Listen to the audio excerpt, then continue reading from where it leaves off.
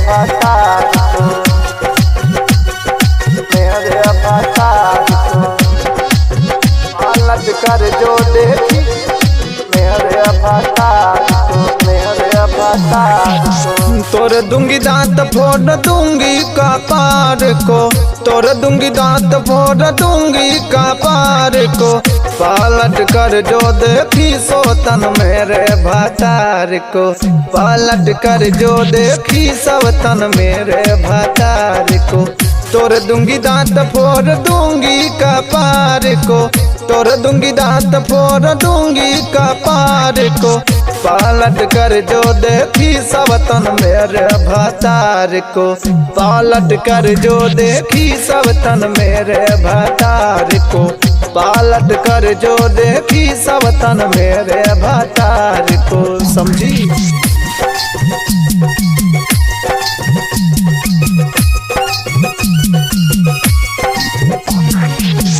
पलट कर जो देखी मेरे भतार को,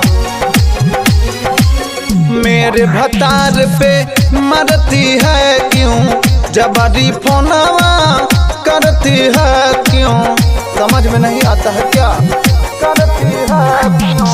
हमारे भतार पे मरती है क्यों, जबरी फोनवा करती है क्यों, करती है क्यों। दूंगी बिगाड़ तेरे सावक सिंगार को, दूंगी बिगाड़ तेरे सारे सिंगार को, पलट कर जो देखी सब तन मेरे भतार को, पलट कर जो देखी सब तन मेरे भतार को।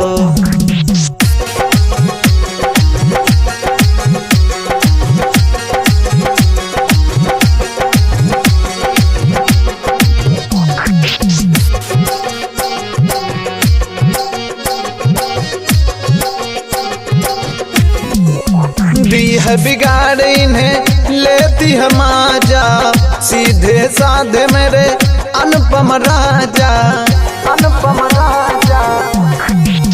दी है बिगाड़ इन्हें लेती है माजा, सीधे साधा मेरा अनुपम राजा, अनुपम राजा।